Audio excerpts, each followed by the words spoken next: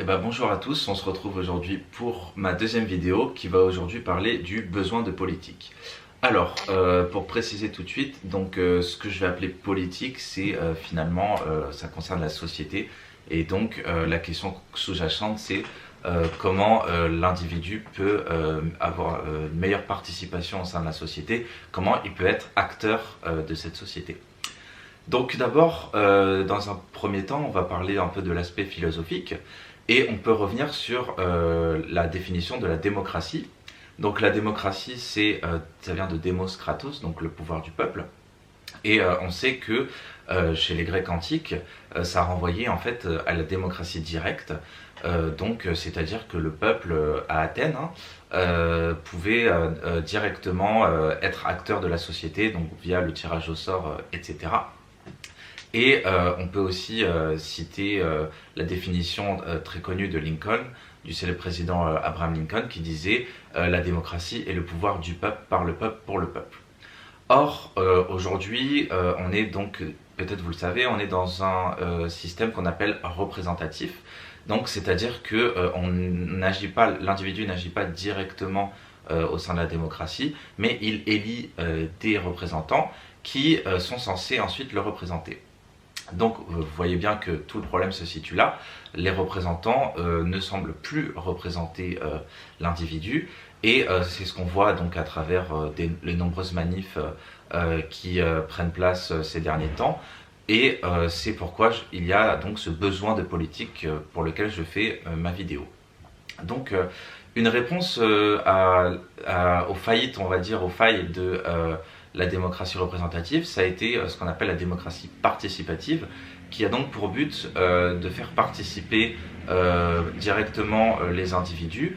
Alors je ne vais pas rentrer dans les détails parce que c'est assez complexe. Vous pouvez trouver facilement sur internet ce que c'est exactement la démocratie participative. Mais donc ça a été une première réponse aux failles de la représentativité, donc de la démocratie représentative. Et c'est quelque chose d'assez intéressant à analyser.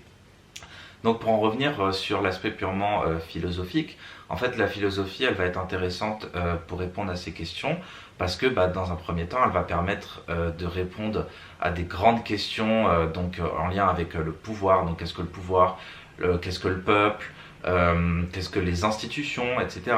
Donc ça se mélange aussi un peu avec la science politique qui est une autre science humaine et sociale.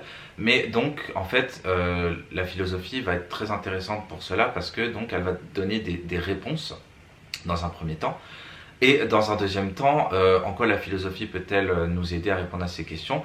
Tout simplement, elle va permettre de créer un idéal.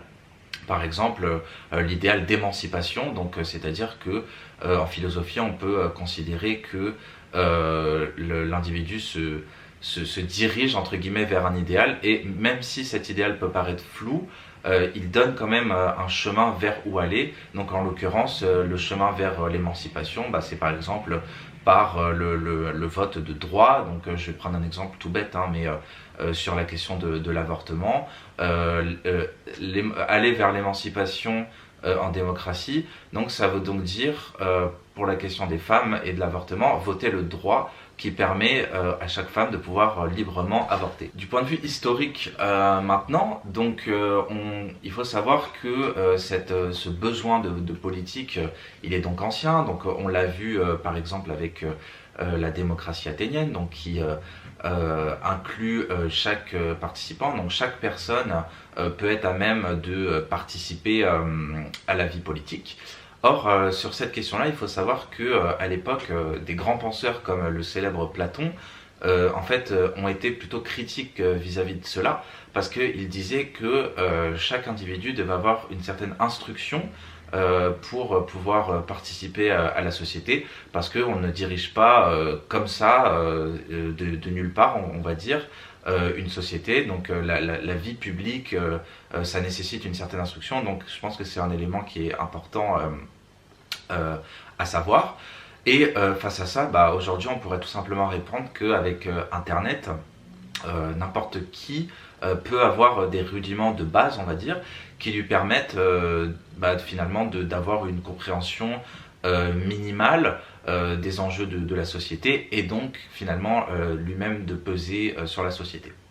Donc pour en revenir aux faits politiques, donc ce besoin de politique il s'exprime notamment au 19e siècle, donc qui est le siècle qui vient juste après la Révolution française, parce que donc on a ce grand événement qui est la Révolution française et où, comme vous le savez sans doute, le peuple finalement émerge au sein de la société et on a donc une volonté de ce peuple de participer activement à la vie publique. Et donc cela s'est traduit comment? Tout simplement par l'abolition des privilèges, la fin des trois ordres, donc le tiers-état, la noblesse, le clergé. Et donc en fait le peuple qui était donc le tiers-état à l'époque, qui représentait 99% de la société, a voulu en fait peser beaucoup plus et mettre fin à la royauté de droit divin qui permettait au roi de prendre toutes les décisions et aussi, pas seulement le roi mais aussi la noblesse. Donc le roi et la noblesse avaient tous les pouvoirs, c'était eux qui dirigeaient le royaume à l'époque. Et donc avec cette révolution française qui elle-même prend les idées des Lumières, donc je vais y revenir juste après, donc elle permet en fait l'émergence d'un peuple vraiment politique. Donc comme je viens de le dire, c'est issu des Lumières, donc les idées de liberté, les idées de contrat social, les idées de séparation du pouvoir, qui sont donc des idées absolument fondamentales et qui vont permettre l'émergence de cette révolution qui est aussi une révolution politique puisque donc elle a vocation à changer la nature même du pouvoir politique. Et enfin, pour finir cette partie historique, on pourrait revenir alors en longueur sur cette demande de politique. Là, je pense par exemple aux Gracques à l'époque romaine. Donc les Gracques, ce sont deux frères à l'époque romaine qui se sont insurgés contre le pouvoir impérial romain parce qu'ils voulaient une meilleure redistribution des terres et donc avoir finalement un monde politique qui soit plus juste. Et donc en soi on pourrait dire que ce sont des ancêtres de la Révolution française, voire même des revendications actuelles. Et on peut aussi penser, donc pour rester sur l'aspect historique, on peut également penser aux penseurs de la Boétie, qui disaient donc que finalement le peuple pouvait avoir le pouvoir s'il était capable de ne plus considérer le roi comme une figure indépassable et que finalement si le roi avait autant de pouvoir parce qu'il représente une fiction et que donc en cela le peuple finalement est responsable entre guillemets de sa soumission, ce qui n'arrive pas donc à dépasser cette fiction. Et enfin donc pour finir sur cette partie et pour revenir un peu à des temps, parce que donc la Boétie c'est au XVIe siècle, hein, donc c'est quand même assez vieux, pour en revenir à des exemples un peu plus contemporains, en l'occurrence le XIXe siècle, on a un peu deux expressions de ce désir de politique, de ce besoin de politique, qui sont donc les deux révolutions, la première en 1830 et la deuxième en 1848, où on a finalement un peuple qui veut se saisir de ce pouvoir, donc après la Révolution française, face à des régimes qui ne sont pas encore libéraux. Donc vous l'aurez compris, hein, le terme de libéralisme est vraiment très important, notamment donc en étant cette fois-ci inclus par le vote et par donc, ce qu'on appelle le suffrage universel, qui permettrait donc l'inclusion du peuple. Enfin donc, on peut aussi étudier ce besoin de politique par la voie de la sociologie. Et pour ça, il y a quelque chose qui apparaît fondamental en sociologie, qui est la question du vote. Donc le vote, qu'est-ce que c'est? C'est tout simplement ce qui permet d'exprimer une opinion personnelle et politique. Et donc c'est en soi que il est très important et il naît notamment dans ce que je viens de dire juste avant, du suffrage universel qui a permis à tout un chacun, alors pas aux femmes, hein, il faut le savoir puisque ce n'est que dans les années 40 que les femmes obtiennent le droit de vote, mais donc qui a permis aux citoyens de voter, donc de participer, de donner son avis au sein de la société.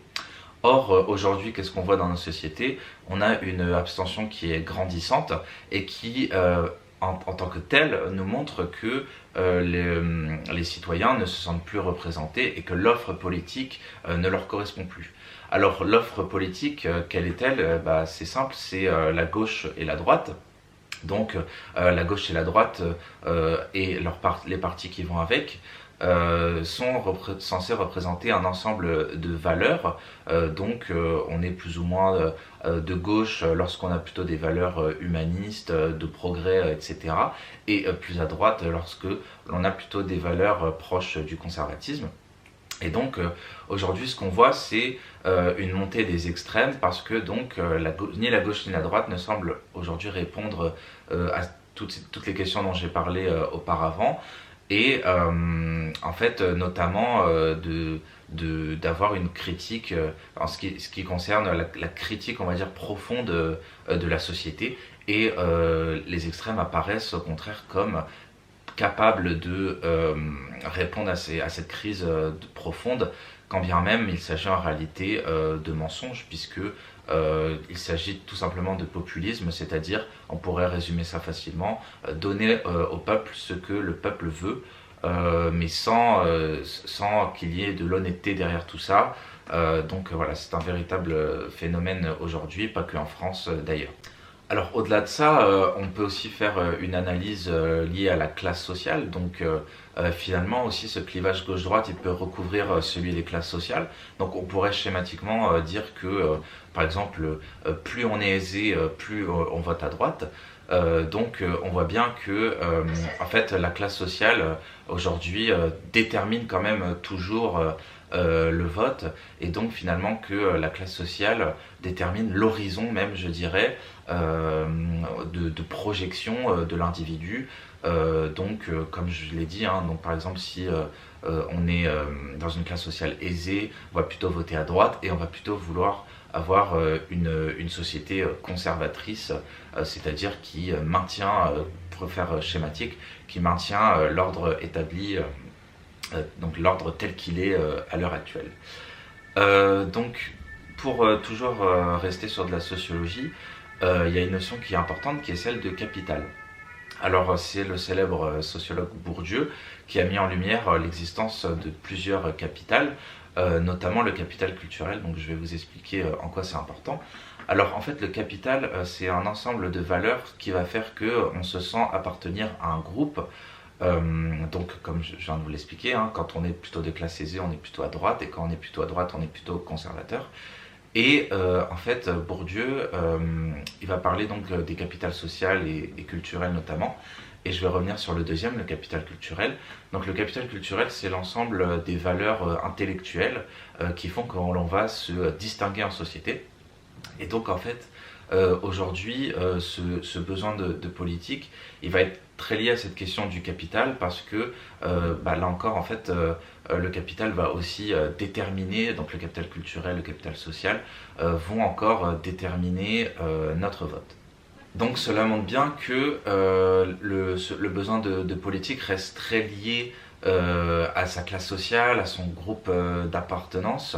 Et donc, pour moi, ça apparaît comme une limite majeure finalement dans cette quête de politique parce que il semble que la société soit très stratifiée. Si on prend des outils sociologiques, ça montre bien qu'il y a quand même une stratification de la société. Mais ce qui est intéressant et ce qu'on note aujourd'hui, c'est qu'il semble y avoir un mouvement chez les jeunes qui dépasse un peu tout ça parce qu'on a l'impératif écologique et aussi cette volonté de démocratie, de respect de la démocratie et des droits humains. Et en ça, c'est quelque chose de très intéressant parce que ça vient un peu faire bouger tout cet ordre-là qui est vraiment très stratifié sans jamais se rencontrer et ne faire qu'un finalement. Et donc, pour moi, je pense que c'est une véritable révolution parce que on a donc une jeunesse unie sur ces thèmes-là et c'est quelque chose voilà, qui est vraiment nouveau, qui est très intéressant et qui permet de dépasser ces constats figés. Voilà, donc c'est tout pour cette deuxième vidéo. J'espère qu'elle vous plaira et que c'était assez clair. Et voilà, on se retrouve bientôt. Au revoir.